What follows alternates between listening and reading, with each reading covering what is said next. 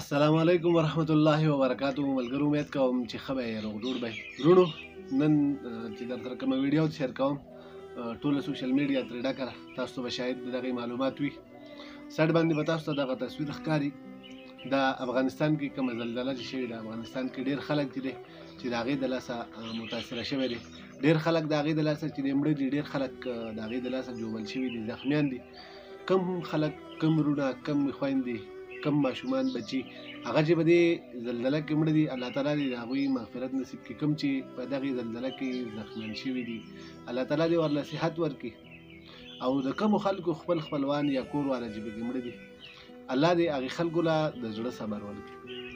وروڼو افغانستان چونکې زه به دا ووایم چې یاره ډېر یو مظلومه ملک دی چې قسمه قسم ظلمونه، قسمه قسم جنګونه دې اوسه پورې شوي دي.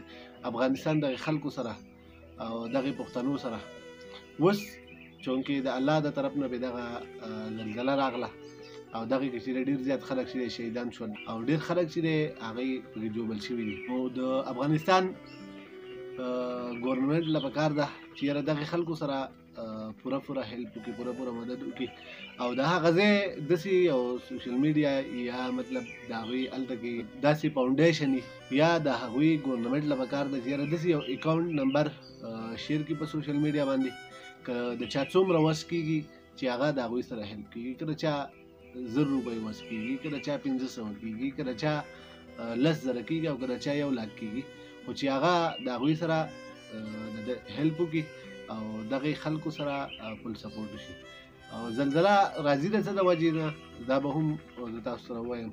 کله په ځمکه باندې ګناهونه سیوا شي نو بیا زلزله راځي عذاب شکل کې به دغې خلکو باندې.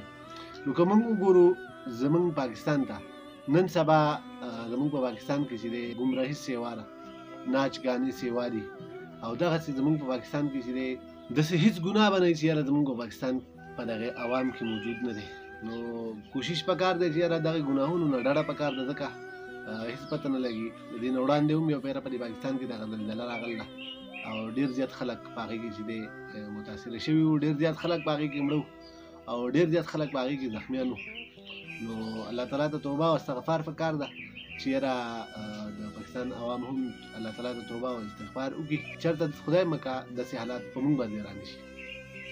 نو وروڼو دغه یو شارټ شانته پیغام مې در سره شیر کوو چې یاره چا سره هم د هغوی څه کانټیکټ نمبر وي، څه معلومات وي چې صحیح کانټیکټ وي، چې هغوی ته هر څوک د خپل له طرف نه مدد ورسره وکړي. د هر چا چې څومره هم وس کېږي نو پکار ده چې دغې افغانستان دغې خلکو سره اوس دې وخت کې موږ مدد وکړو. نو بس وروڼو اوس تاسو نه غواړم اجازت تر بلې ویډیو پورې د الله په امان.